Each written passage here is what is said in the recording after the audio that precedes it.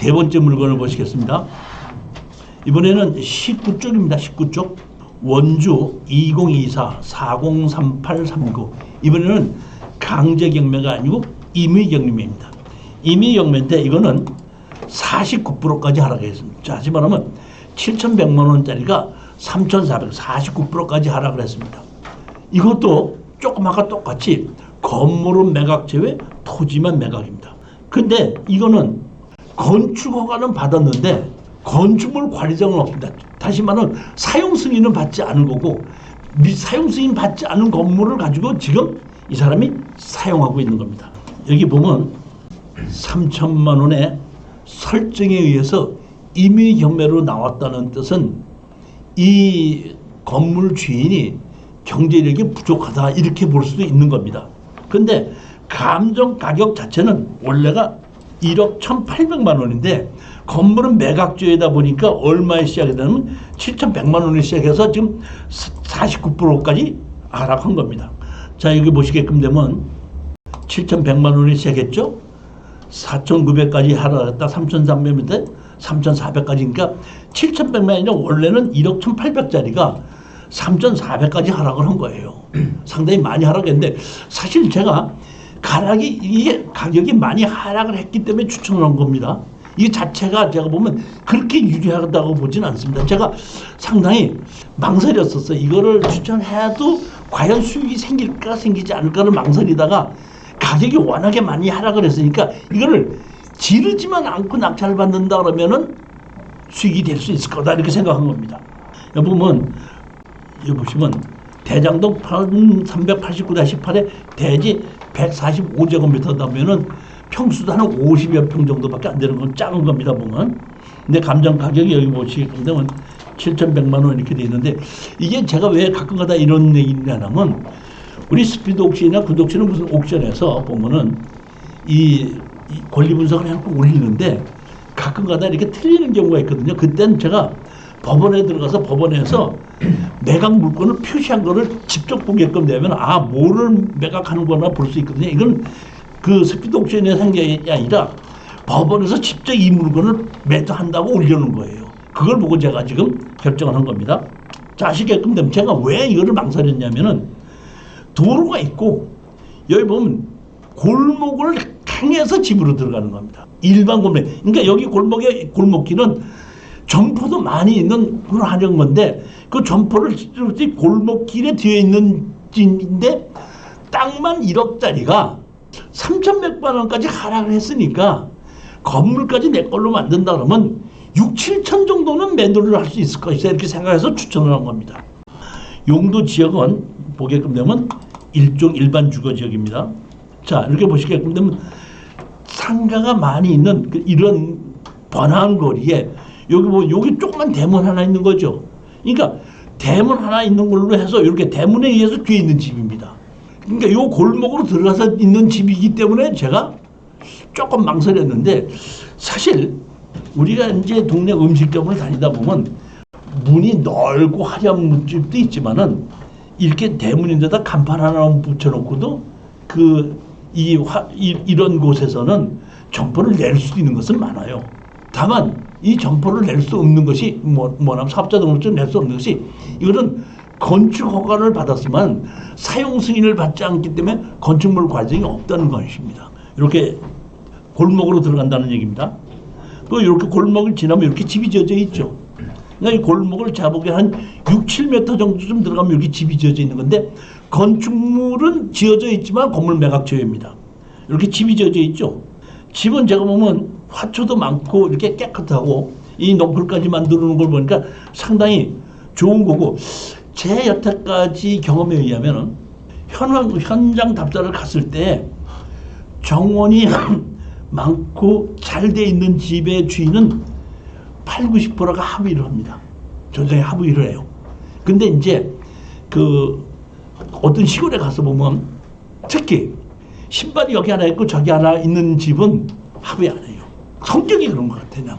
마당이 깨끗이 돼 있고 정리가 돼 있는 것은 나왔을 때는 거의 합의가 됩니다. 그리고 마당에 조경이 잘 돼 있는 집은 거의 그 성격이 합의가 돼요.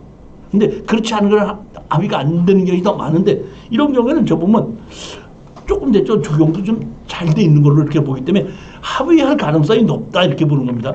여기 보시면 얼마죠? 3천만 원이죠. 3천만 원인데 여기 뭐 예전에 강제경매로 나왔었는데 한번 강제경매를 취하시켰더라고요. 한번. 근데 지금 보시게끔 되면 이미get이 결정했고 유효했고 이 보면 3천만 원이죠. 3천만 원이잖아요. 그러니까 제가 보기에는 이미 경매로 근저당 설정이 개인한테다가 3천만 원이 돼 있는데 그것 때문에 경매가 나왔다는 뜻은 여기 채무자가 경제력이 없어졌다는 뜻입니다. 강제 경매가 아니고 임의 경매이기 때문에 이건 제가 보기엔 없다는 뜻입니다. 따라서 우리가 이것을 할 수 있는 방법은 뭐냐면 낙찰을 받고 건물 주인에게 철거와 지료 소송을 내야지 되는 건데 땅 주인과 건물 주인이 같기 때문에 법정 지상권이 있습니다. 이거는. 그러면 이거는 판사님은 뭐 지료만 주라고 얘기할 거예요. 그러면 지료는 판사님이 지료 감정을 다시 하라고 합니다.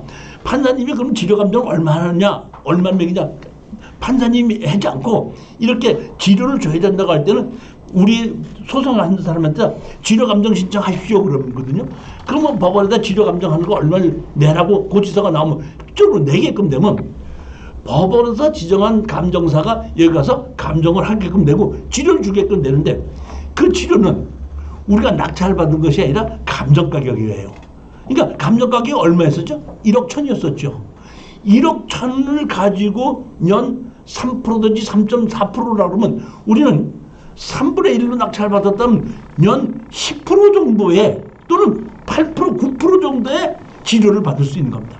만약에 지료를 3번 이상을 내지 않으면 그 법정 지상권이 없어지면서 우리는 그 건물만 따로 경매를 신청할 수가 있습니다. 어떻게?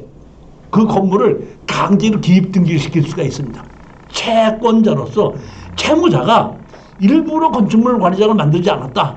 그러니까 여기는 이 사람은 채무를 피하기 위해서 했기 때문에 강제로 건물을 기입 등기시켜 줄 줄은 강제로 기입 등기를 하고 그 건물만 가지고 따로 경매를 신청하게끔 되거든요. 그러면 땅은 다른 사람인데 건물만 가지고 있는 것을 누가 낙찰을 받겠냐 이런 뜻입니다. 이건 제가 얘기하는 최악의 경우를 얘기하는 겁니다. 만약에 건물 주인과 협상이 안 됐을 때 그럼 어떻게 우리가 어떤 방법이 있느냐 했을 때 그 얘기하는 겁니다. 그렇게 해서 건물만 따로 경매로 집어넣어서 우리가 언제까지 떨어질 거냐면 지료는 어차피 못 받는 거니까 지료와 소송 비용만큼 떨어졌을 때 낙찰을 받아서 지료와 소송 비용으로 그 건물을 내 걸로 만들어 놓고 그 건물과 땅을 제3자께 매도한다 이런 뜻입니다. 그럴 때 여기에 건물은 내가 받을 생각하지 말고 토지의 감정가가 1억 1천이니까 7천 정도로 매도를 해달라. 8천 정도를 매도를 하려 건물까지 포함한다 하게끔 되면 매도가 된다 이런 뜻입니다. 제일 첫 번째 방법은 건물 주인한테 매도를 하는 거고 건물 주인이 능력이 없다 할 때는 할 수 없이 건물을 내 것까지 만들고 건물 주인은 돈이 경제력이 부족하니까 어떻게든지 자기는 지료를 내면서라도 버티겠다 할 수도 있다 이런 뜻입니다. 여기 보시게끔 되면 원주시 태장동 1389 해갖고 허가 신고일이 언제죠? 2005년이죠. 그러니까 지금 제가 보기에는 허가를 받고 한 지가 한 20여 년 됐다는 얘기죠. 뭘 했죠? 단독주택으로 이렇게 되어 있습니다. 이게 제가 이제 그 세움터를 들어가서 건축물 관리장이 없는데 허가는 받았느냐 안 받았느냐를 보는 게 방법인데 이것도 토지 개발 강의 시간에 이게 들어가는 방법을 제가 다 가르쳐 드려요. 이걸 어떻게 보면 내가 이거를 띄워볼 수 있다 하는 거를. 따라서 11월 8일이니까 여러분들이 이 토지 개발 강의를 한번 같이 수강을 하시게끔 5시간 동안에 전부 다 가장 중요한 것만 함축을 해서 제가 강의를 해드리기 때문에 아마 이 특수경매 강의인데 상당한 많은 도움이 될 겁니다. 이런 걸 찾아볼 수 있는. 그러니까 제가 이렇게 가르쳐 드리지 않아도 여러분 스스로도 이게 건축 허가를 받았나 안 받았나 받았으면 뭘 언제 어떻게 받았는가 이런 거를 여러분들도 건축물 관리장이 없어도 들어가서 확인해 볼 수 있다 이런 뜻입니다. 교수님 그 골목이 그렇게 좁은데 건축 허가가 낮다는 얘기입니다. 아니 건축 허가는 다시 말하면 10m 미만엔 2m만 돼도 건축허가가 나요. 그러니까 35m까지는 3m, 35m 이상은 4m 이렇게 돼 있거든요. 그러니까 요거는 한 10m가 안 되는데 제가 보기엔 한 5, 6m 정도쯤 되는 것 같아요. 그 때문에 그렇게 멀지 않기 때문에 대문에서도 집이 보인다 이런 얘기거든요. 이 때문에 제가 보기에는 건축물 관리장을 만들어갖고 이게 음식점으로 만든다고 해도 가능하다는 얘기입니다. 건축물 관리장을 만들지 않았기 때문에 그건 안 되는 건데 그 상황이 그 근처가 만약의 경우에 좀 그 상업에 있는 것이 활성화되어 있다면은 그렇지만 그렇지 않다고 하더라도 1억 천짜리를 우리가 3,100만 원에 산다고 해서 한 7, 8천만 원에 건물까지 같이 만들어서 매도하는 것은 제가 보기에는 그다지 어렵지 않을 거라고 보는 겁니다. 그러니까 핵심은 뭐냐면 건물 주인이 나하고 합의를 하지 않아도 건물을 내 걸로 만들 수 있는 방법이 있다 이런 뜻입니다. 현행 보면 채무자 누가 있고 채무자 혼자서 여기 있는 걸로 나오게 있죠. 여기 보면 채무자 누구는 자신이 소유하고 자신이 거주하고 있다. 비등기 건물도 이 사람이 이 지금 거주자가 이거를 내가 돈이 없으니까 내 건물을 좀 매입해 주시면 안 되겠습니까? 할 수도 있습니다. 매입한다 그러면 매입을 하고 그러니까 작은 가격에 매입을 해준다 그러면 우리는 미등기 건물도 매매할 수가 있습니다. 건축물 관리장이 있는 건물이 좋아요, 없는 건물이 좋아요. 저렇게 잘못 생각하고 있습니다. 대부분 건축물 관리장이 뭐에다가 쓰기 위해서 대한민국에서 건축법에서 건축물 관리장을 만들어 놓게 했어요. 건축물 관리장을 만드는 이유, 예? 뭐 하려고? 아니죠.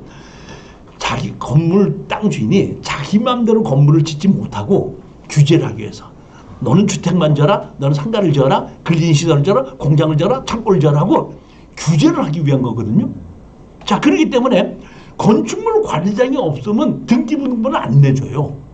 그러니까 건축물 관리에서 등기를 낸다고 하면 건축법에 의해서 건축허가를 받아서 건축법대로 건물을 지어야지 등기를 만들 수 있고 그래야지 매매를 할 수 있게끔 해주는 거거든요.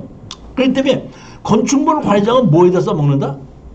공무원이 건축주를 규제하기 위해서 당신 주택으로 쓰니까 여기 상가 쓰면 안 된다. 근린 생활하시면 마음대로 안 된다. 규제하기 위해서예요. 그러면 내가 규제를 안 받으려면 어떻게 하면 돼요? 건축물 관리장 안 만들면.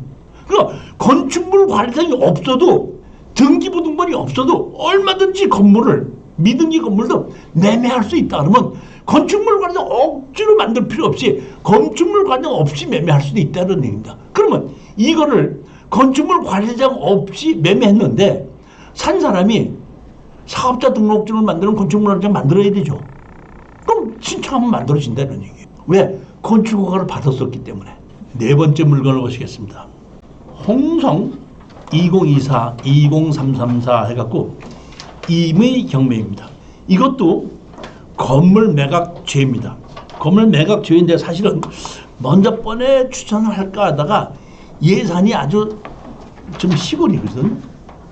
그러다 보니까 이 가격보다는 저 49%까지 떨어져도 잘 매매가 안 될 수도 있겠다 해서 한 번 더 기다렸더니 한 번 더 유찰이 됐어요. 34%까지 유찰이 됐기 때문에 이 정도라면은 자, 사장님 어떤 분이 나한테 얘기를 해요.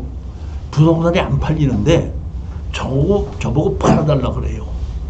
제가 팔아줄 수 있어요, 없어요? 제가 못 팔아줘요? 그럼 본인이 팔 수 있어요, 없어요? 본인이 팔 수 있어요. 가격만 낮추면 팔립니다. 가격을 안 낮추고 팔으려니까 안 팔리는 거거든요. 그럼 감정 가격이 지금 얼마짜리죠? 6,200짜리죠. 금매로 가격으로 낮추고 건물까지 포함해 준다면 팔릴 것 같아, 안 팔릴 것 같아요? 그건 팔리죠. 그러니까 가격, 이 물건이 좋아서 제가 사라는 것이 아니라 가격이 워낙에 하락했고 집 상태가 상당히 좋기 때문에 건물도 내 걸로 만들고 땅 가격이 이 정도 싸다면은 땅 가격의 80%나 70%에 건물까지 포함해서 준다 그러면 아무리 시골이라도 팔린다 이런 얘기입니다. 그러면 내가 이렇게 가격이 떨어졌기 때문에 추천을 했는데 가서 또 질려서 받죠. 그게 제일 미련한 사람이에요. 낙찰을 받아야 돼, 돈을 벌어야 돼. 그러니까 낙찰 받으려고 애쓰지 말라 이런 뜻입니다. 가격이 하락했기 때문에 추천한 거예요. 명심하시기 바랍니다. 자, 보시겠습니다.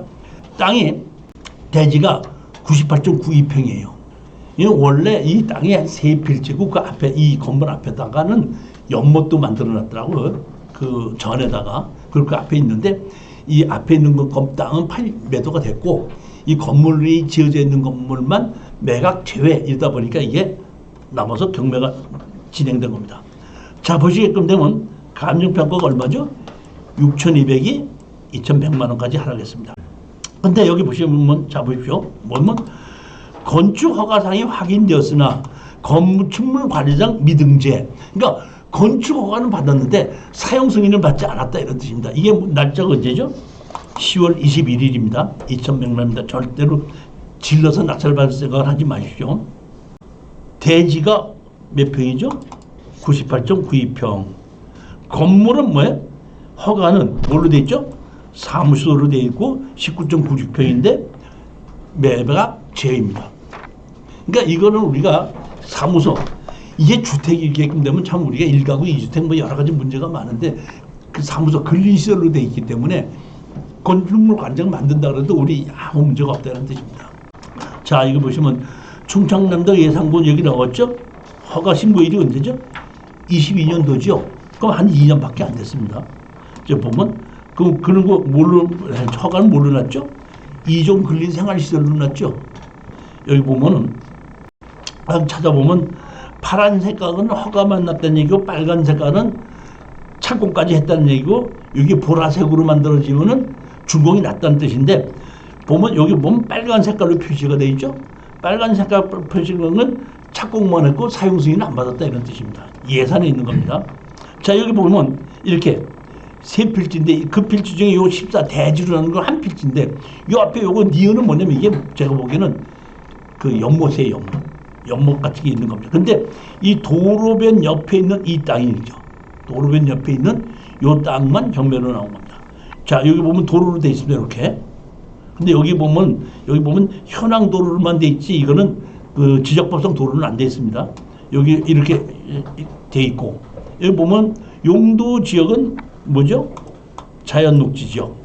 여기 보시면 이 앞에 이게 뭐 댐이 뭐 이렇게 저수지 같은 게 있어요 보면. 저 있고 요 끝이더라고요. 이거 사실은 먼저 번에 추천할까 하다가 땡 그때 맨 끝이 돼갖고 너무 시골 구석이 돼갖고 이거 잘 안 팔릴 것 같은데 이렇게 생각하고 내가 추천할까 하다가 먼저 번에 했는데 이번 34%까지 떨어진 걸 보면 이 정도라면은 낙찰 받아도 건물까지 포함해서 매도한다면 팔릴 수 있을 것이다 이렇게 생각한 겁니다. 야 지금 보면 이렇게 집이 이렇게 젖었죠. 여기 보면 이렇게 그러니까 여기 피로티까지 만들어져 가지고 2층에서 이쪽 도로하고 높이를 맞춘 겁니다. 제가 예전에 이렇게 이런 땅을 사라고 저희가 추천했더니 어떤 분이 우리 선생님이 현장 갔다 오더니 교수님 왜 그랬더니 아니 맹지를 왜 추천해줘요 그래.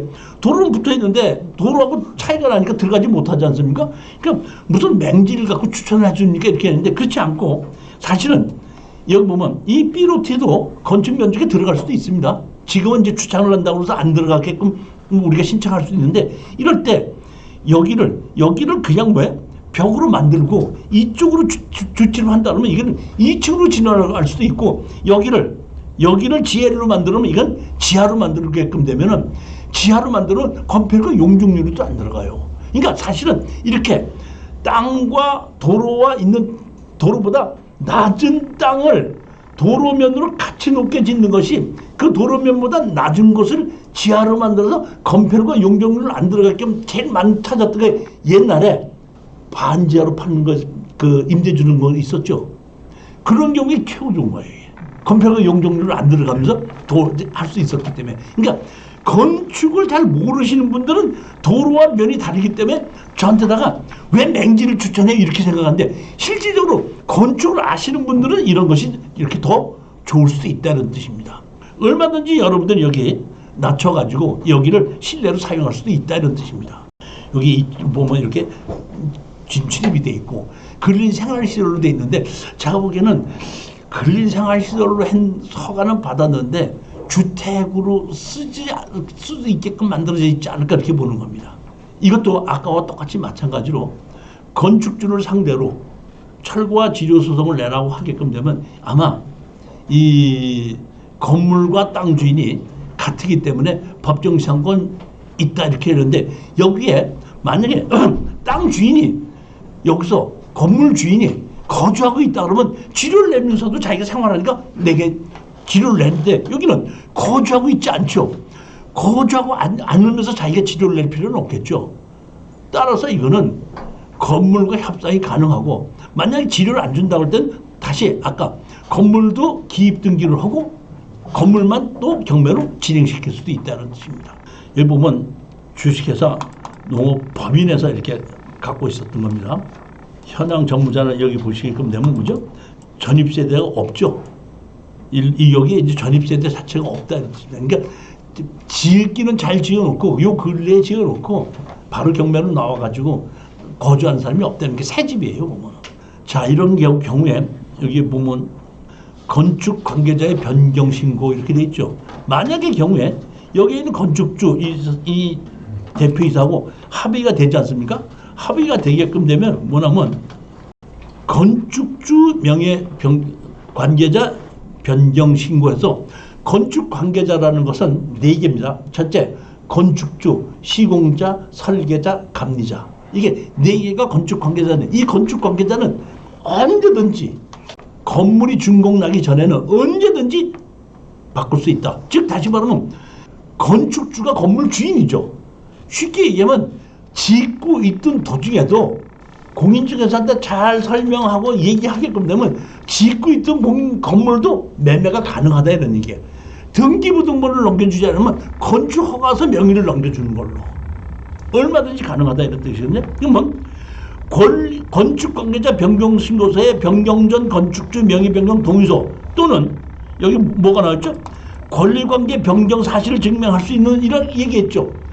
다시 말하면 경매 시에 여기에 이 짓담한 건물을 매각 포함 이렇게 되게끔 되면은 포함해서 우리가 샀다는 뜻이 되잖아요. 그러니까 경매 시에 짓고 있던 건물도 매각 포함이 됐다는 걸 가지고 구청에 가서 또는 군청에 가서 이 짓고 있던 건물을 내가 매입을 했으니까 내 이름으로 건축물 관계자를 변경을 해주십시오 하면 바꿔주고 지금은 매각 제외죠. 매각 제외다 보니까 건물 주인과 인감도장을 찍어서 건축주 명의 변경을 해야 되기 때문에 협상을 해야 된다는 얘기입니다. 그러니까 건축관계 변경하고 변경 전, 변경 후.